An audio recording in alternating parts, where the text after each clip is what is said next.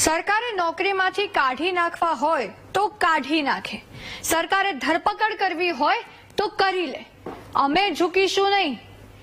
આવા ઈરાદા સાથે આજે પણ આરોગ્ય કર્મચારી અને વ્યાયામ શિક્ષકોનું આંદોલન યથાવત રહ્યું. શું સરકારે નમતું જોખ્યું અને એમની સાથે પછી શું થયું જોઈ લો.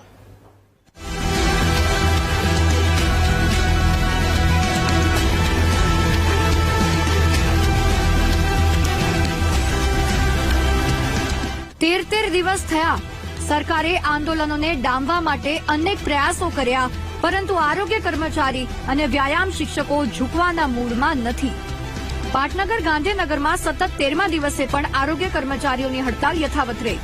મોટી સંખ્યામાં આરોગ્ય કર્મચારીઓએ વિરોધ પ્રદર્શન કરી સૂત્રોચ્ચાર સાથે પોતાના હકની માંગ કરી. સરકારે આરોગ્ય કર્મચારીઓની હડતાલ પૂરી કરાવવા માટે 3000 આસપાસ આરોગ્ય કર્મીઓને વિવિધ જિલ્લામાંથી છૂટા કરી મૂક્યા, પરંતુ સરકારના આ આકરા વલણ પછી પણ આરોગ્ય કર્મીઓ ઝૂકવાના મૂડમાં નથી. આજે અમારો આંદોલનનો 13મો દિવસ છે અને આંદોલન અમારું ચાલુ જ છે. જેટલા પણ અમે રિટેન કર્યા છે તે અમે પાછા આવીશું અને આંદોલન ચાલી રાખ્યું જ્યાં સુધી અમારો મુખ્ય માંગણી સંતોષા નહીં ત્યાં સુધી અમારું આંદોલન ચાલુ જ છે. સરકાર એવું કહી રહી છે કે આંદોલન પૂરું થયું છે, કર્મચારીઓ કામ પર પાછા જોડાયા છે, એટલે તમારા સાથી કર્મચારીઓ કામ પર પરત જોડાયા? અમારા સાથી જોડાયા છે તે પણ પાછા આવી જ રહ્યા છે. પાછા આંદોલન ચાલુ જ રહેશે. મરી જવું પડે તો આ આરોગ્યના કર્મચારી મરી જવા પણ તૈયાર છે, પણ હવે નથી ઝૂકવાનું, નથી ઝૂકવાનું, નથી ઝૂકવાનું. પોલીસ આવે છે, આરોગ્ય કર્મીઓ અને વ્યાયામ શિક્ષકોની ટીંગાટોળી કરે છે, બસો ભરીને તેમની અટકાયત કરે છે, પરંતુ જેવા જ કર્મચારીઓ પોલીસની પકડમાંથી છૂટે કે સીધા જ વિરોધ પ્રદર્શનની જગ્યા પર પહોંચી રહ્યા છે. વ્યાયામ શિક્ષકોની કાયમી ભરતીની માંગ કરી રહેલા શિક્ષકોએ પણ સરકારની નીતિઓ સામે નહીં ઝૂકવાનો હુંકાર કર્યો છે. અમારી માંગ કોઈ સાંભળવા માટે તૈયાર નથી અને પોલીસો અમને ઘર્ષણ કરી રહી છે.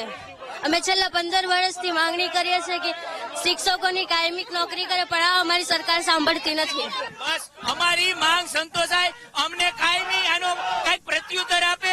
અમારી એક જ માંગ છે સરકાર પાસે કે તમારે એક ડિબેટ થાય અને અમને કઈક જવાબ મળે. ન્યાય આપો ભાઈ, ન્યાય આપો. મહત્વની વાત તો એ છે કે આરોગ્ય કર્મચારીઓ અને વ્યાયામ શિક્ષકો પોતાનો હક માંગી રહ્યા છે. વ્યાયામ શિક્ષકોની કાયમી ભરતી તો છેલ્લા 15 વર્ષથી નથી કરવામાં આવી. તેવામાં તેઓ કાયમી ભરતીની માંગ કરે છે તો તેમાં ખોટું શું છે?